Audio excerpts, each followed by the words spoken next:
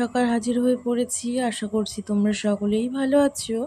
আর আমরাও কিন্তু সবাই খুবই ভালো আছি। তো চলো আজকের ভিডিওটা কিন্তু সকাল সকাল শুরু করা যাক। তো এদিকে গ্যাসটা আর কি তাওয়ালটা সরিয়ে নিয়ে যে চা বসিয়ে দিয়েছি, আর বাদ বাকি কাজবাজ হয়ে গেছে। আর সকালে না একদম এনার্জি পাচ্ছি না কাজ করার, তো সেই জন্যই আগে চাটা খেয়ে নেব, তারপরে আর কি কাজবাজ করব। ও তো তার আগে কিন্তু আমি জামা প্যান্ট ধুয়ে দিয়ে এসেছি, তারপরেই চাটা করছি।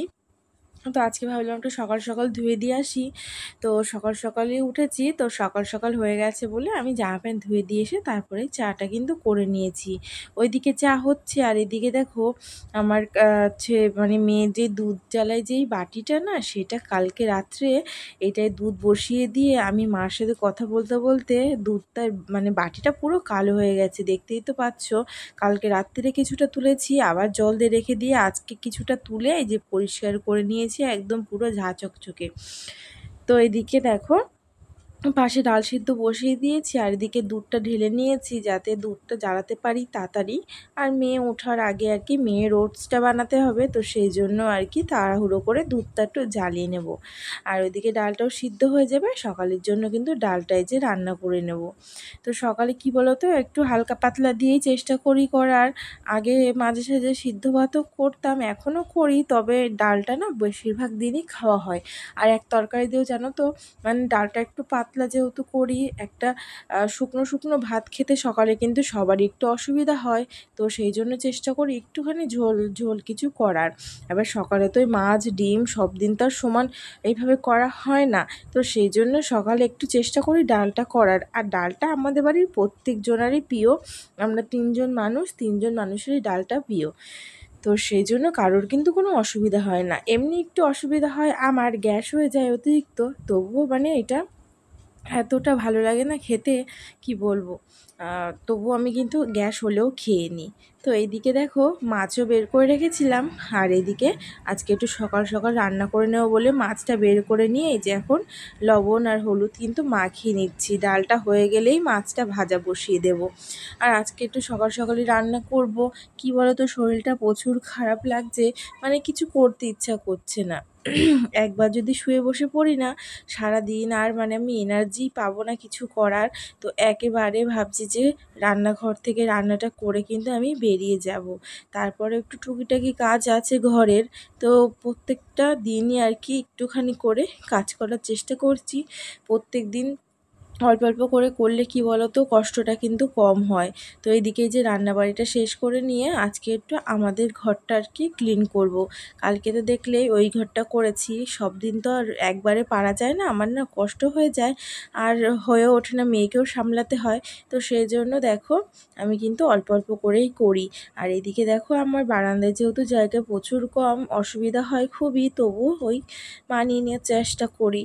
তো ওই যে সবজি যা ছিল সেগুলো ফ্রিজে রেখে দিয়ে এসে, আর এদিকে দেখো বাদবাকি মানে যা যা করার একটু মশলাও করে নিচ্ছি। আর এদিকে দেখছি মেয়ে উঠে গেছে, তো মশলা করতে করতে এই যে মেয়ে উঠে গেছে, ওকে এখন আমাকে ফ্রেশ করাতে হবে, তারপরে কিন্তু আবার বাদবাকি রান্না। ওকে আগে ফ্রেশ না করিয়ে নিলে না আমি রান্না বান্নায় মনও দিতে পারবো না। তো তার আগে ভাবলাম এই যে শাকটা না বসিয়ে দিয়ে যায়। তো এই যে রাঁধুনি আর শুকনো লঙ্কা ফোড়ন দিয়েছি, পেঁয়াজ রসুন কাঁচা লঙ্কা এই যে দিয়ে ভালো করে ভেজে নিচ্ছি। আর কে কে এইভাবে শাকটা রান্না করো রাঁধুনি ফোড়ন দিয়ে, আমাকে কিন্তু অবশ্যই জানাবে। আর যারা এইভাবে করো না, একবার দেখবে করে রাঁধুনি ফোড়ন দিয়ে করে দেখবে, খুব সুন্দর একটা সেন্ট বেরোয়। আমার তো এই সেন্টটাতেই যেন শাক ভাজা খাওয়া হয়ে যাবে, এতটা আর কি সুন্দর লাগে। আর আজকে শাকটা একটু ভালো করে যেন কোচাতেও পেরেছি, মানে অন্যদিন তো অতটা সুন্দর পারি না, আজকে বেশ ভালো করে কুচিয়েছি। তো এইদিকে শাক ভাজা হতে হতে না মেয়েকে কিন্তু আমি ফ্রেশ করে দিয়েছি, আর এদিকে বসিয়ে দিচ্ছি মাছের ঝোল।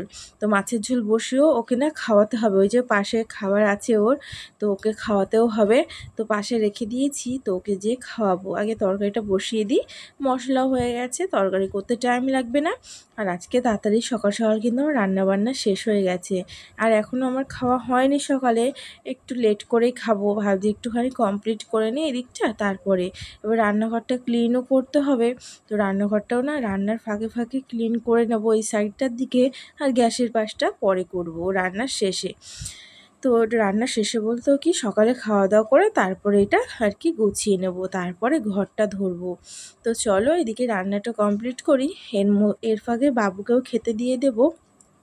অনেকটাই টাইম হয়ে গেছে, কিন্তু 10টা বেজে গেছে, আর আমাদের সকাল 10টা সাড়ে 10টার মধ্যে খাওয়া দাওয়া কমপ্লিট করেই কিন্তু আমি তারপরেই দুপুরের রান্নাটা করি। তো আজকে তো সকালেই করেই নিচ্ছি, শরীরটা ভালো লাগছে না বলে ভাবলাম সকালেই একবারে মানে আর কি ঝামেলাটা মিটিয়ে নিতে পারলেই বাঁচি। তো এই যে সকালের একরকম তরকারি, দুপুরের দুরকম তরকারি, দুপুর দিয়ে রাত্রে দিয়ে, তো এই দিয়ে আমাদের হয়ে যাবে। তো মধ্যবিত্ত পরিবারে না ওই রকমই মানে হয়, 2-3 রকম তরকারি দিয়েই আর কি দেখবে বেশিরভাগ মধ্যবিত্ত পরিবারে কিন্তু 2-3 রকম তরকারি হয়েই থাকে। মানে যতই হোক না কেন আমাদের সংসার চলে খুবই মানে কষ্ট করে, তবুও জানো তো মানে 2-3 রকম তরকারি না হলে কিন্তু সবার মনটা ভরে না। আছে হয়তো অনেকেই একরকম তরকারি দিয়ে খেতে পারে, কিন্তু আমিও পারি, কিন্তু যেহেতু আমার শ্বশুরমশাই আছে ওনার জন্য তো একরকম তরকারি করলে হয় না, 2-3 রকম কিন্তু করতে হয়। তো সকাল দিয়ে দুপুর দিয়ে কিন্তু 3-4 রকম আমাদের হয়েই যায় তরকারি। তো ওইদিকে দেখো কথা বলতে বলতে ঘরের অর্ধেক কাজ কিন্তু হয়ে গেছে এসে। তো এই যে একটু ঝুলটুলগুলো উপর দিয়েও ঝেড়ে নিয়েছি, নিচের দিয়েও ঝেড়ে নিচ্ছি।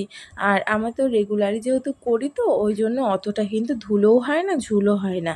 তো তাও খাটের তলাটাই আমি বুঝে পাই না এত ধুলো ধুলো কেন হয়, আর কোথার থেকেই বা হয় বুঝেই পাই না আমি। তো যেইটা এই যে কিনেছিলাম আর কি ঝুল ঝাড়ার ঝাড়ুটা, তো সেইটা দিয়েই কিন্তু পরিষ্কার করছি, এটা দিয়েই এখন পরিষ্কার করছি, খুবই ভালো পরিষ্কারও হয় আর বেশ ভালোই লাগে পরিষ্কার করতেও, ছোট বড় করা যায় তো খুব সুবিধা হয় আমার। তো এদিকে দেখো আমি ওই পাশটা তো পরিষ্কার করে ফেলেছি, আর এই পাশটা এসে এবার পরিষ্কার করছি। তো আমার ভিডিও কার কার ভালো লাগে অবশ্যই কিন্তু আমাকে ভিডিওর মাধ্যমে কমেন্ট করে জানাবে। আর যার যার ভালো লাগে অবশ্যই একটুখানি করে আমার ভিডিওটা একটুখানি দেখে যেও, কেউ স্কিপ করে চলে যেও না, আমার পাশে থেকো বন্ধুরা তোমরা সকলে। তো আশা করছি অনেক দিদিভাই আছো আমার ভিডিও দেখো, ভালো ভালো কমেন্ট করো, আরও চাই আরও সব দিদিভাইরা আমার ভিডিও দেখো, সুন্দর সুন্দর কমেন্ট করো।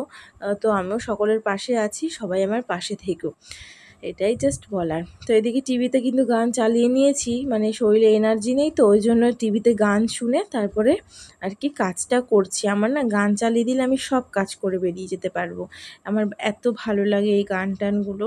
আর সবসময় আমার গান শুনতে ইচ্ছে করে, হরর মুভি দেখতে ইচ্ছা করে। এদিকে আমার কিন্তু ভূতের বই দেখলে ভয়ও করে, আবার এদিকে কিন্তু ভূতের বই দেখতেই বেশি ভালো লাগে। যখন তোমাদের দাদাভাই ঘরে আসে দোকান বন্ধ করে, আমার কিন্তু ইচ্ছা তখনই আর কি ভূতের বইগুলো আমি দেখি, যাতে আমার ভয়টা না করে, ও পাশে থাকে তো ওই জন্য আর অসুবিধা হয় না। তো এইদিকে দেখো দরজাটাও একটু ক্লিনিং করে নিলাম, আর এদিকে হাসছিলাম, ওই দুষ্টুর আন্টি এসছে পড়াতে আর ছোটোটাকে ডাকতে এসছে, তাই একটু কথা বলছিলাম আর হাসছিলাম। তো ওই যে মানুষ বাড়িতে আসলে একজন তার সাথে একটু কথা বলা বা ইয়ে করা কিন্তু আমার খুব ভালোই লাগে, যেহেতু সব সময় তো কথা বলা হয় না কারোর সাথে, তো ওই জন্য কিন্তু কেউ যদি বাড়িতে এসে কথা বলে খুব ভালোই লাগে। এদিকে দেখো পরিষ্কার করতে করতে দরজা খুলে মেয়ে চলে এসছে, আর ওই যে এখন বসে পড়েছে খাটে। আমি বললাম খাটে উঠিস না, পায়ে তোর ময়লা, ও শুনবেই না, ওর খাটে উঠতে হবে তো খাটে উঠতেই হবে। আবার জল দাও, জল খাবো, জল দিয়েছি খেয়ে দে, এখন আবার নেমে চলে গেল দেখো।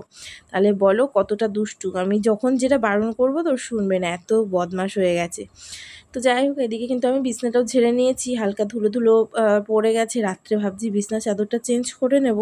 তো দেখা যাক রাত্রে দেখা যাবে। আর এদিকে আমি ঘরটা কিন্তু ঝাড় দিয়ে নিচ্ছি, তো ঘরটা ঝাড় দিয়ে ঘরটা মুছে নেব, মুছলেই হয়ে যায়।